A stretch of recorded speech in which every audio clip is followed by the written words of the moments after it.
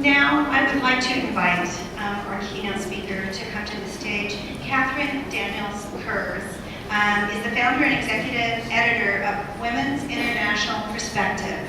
And that is an online magazine to bring high-quality international news from the perspective of women to everybody. And she is a member of the Global Women's Leadership Network and a graduate of their Leaders for World program. She's also a Leadership Council member of the Women's Fund of Monterey County. And in fact, she flew down here, leaving her 6-month-old baby at home, to present some very powerful information for us. Catherine?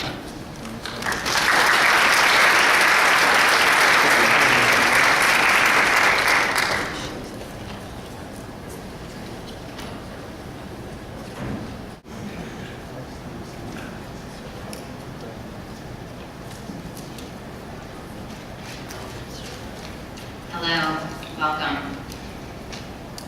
I just want to start by thanking you all so much for allowing me and the WIP to be a part of this conference. I'm the founding editor of the Women's International Perspective, and on behalf of our online collective of women writers around the world who are publishing personal stories and perspectives to our news website, and on behalf of our editors who work with our writers to maintain this site, and the now growing global community of readers that we are privileged to be part of this conversation on violence against women today here at Cal State Fullerton.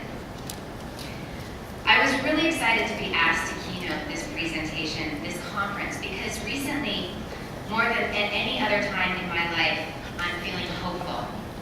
And in light of the presentation that we just had from Mr. Rothman and the video that we saw on human rights, the amount of suffering that's going on around the world, and in particular to women and children, it is pretty hard to feel hopeful. But I do feel hopeful, and for the first time in my life, I'm really seeing that there's this clear pathway, meaning there's a way to get there, to a future that is sustainable, that's free, and that is safe for all women, all children, men and women all over the world.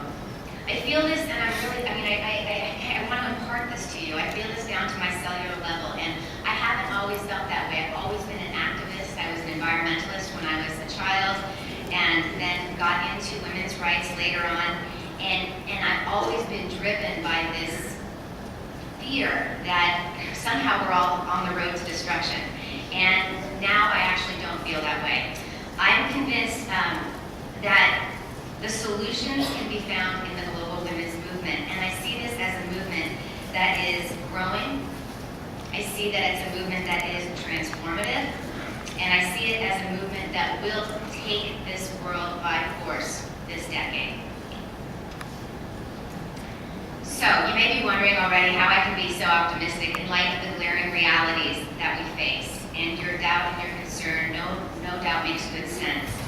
Scientific facts are stacked against us when it comes to climate change. Wars are raging in practically every continent of the world. And here in this country, our leaders cannot put their differences or their self-interests aside long enough to accomplish much of anything. As our world appears to be unraveling, women and children continue to pay the highest price and suffer the greatest consequences as the majority victims of violence and poverty.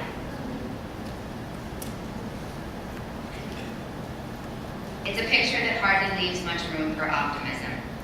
But what I have to share is what I've learned at the WIP. It's a publication that affords me the opportunity every day to connect with women all over the world. And every day, reading their stories, I can see with clarity through their eyes a future where all women and children lead healthy, productive lives. One day, I'm convinced that these grave and severe issues of our time will be behind us. We will embrace women's voices and perspectives as the world comes to understand their value.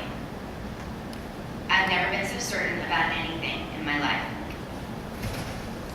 So before we go further into this conversation, I'd you all to do something. I'd like to ask you to close your eyes. I'd like you to take a deep breath and imagine that it's the year 2020. It's the end of a decade. It's January 1st, and all around the world, folks are welcoming the new year. The media, staying true to themselves, are making all sorts of declarations about the decade that has just ended. One definition of the decade that is woven through every newscast, magazine cover, website headline, and tweet, I do believe tweets are here to stay, is a declaration that the decade that has just ended was the decade of the woman. I invite you to think for just a moment what that means. What has occurred politically? What has occurred globally? What's occurred in science, in technology? What's occurred that's defined this decade, the decade of the woman? What has happened? Before opening your eyes, please just take a moment to envision it.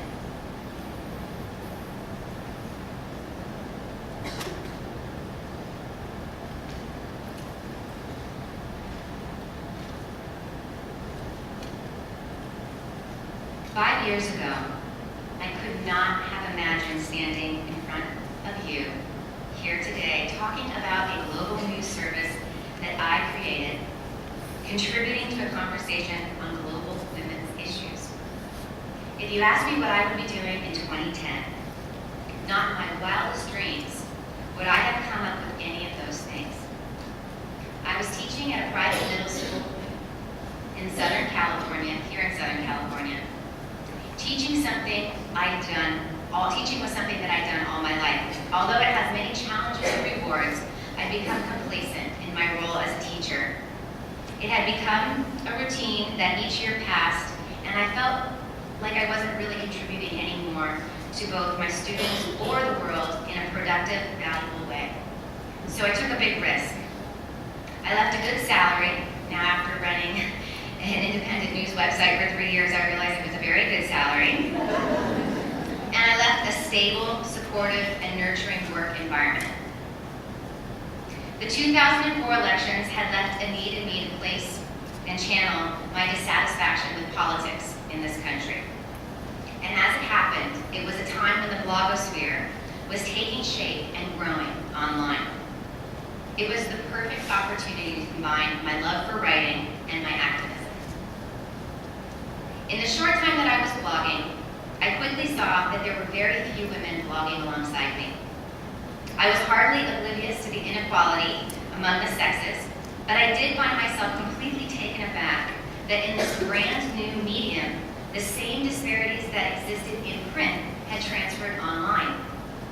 I could wrap my head around the challenges and obstacles women face getting published on the op-ed pages, and the lack of representation of women on the many public affairs programming shows that we watch on Sunday mornings. But where were all the women on the Huffington Post? Where were all the women on the TPM Cafe? It really didn't make sense. As the blogosphere grew in size and popularity, I began to understand an equally disturbing truth.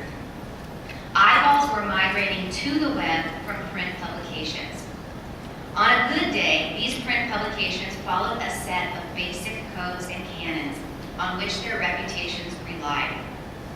In stark contrast was the blogosphere, which at the time was a free-for-all jungle of rants and raves that lacked depth and analysis, and oftentimes the truthfulness and fairness an informed democracy needs to thrive and to survive. With this understanding and concern, I began to create the Whip.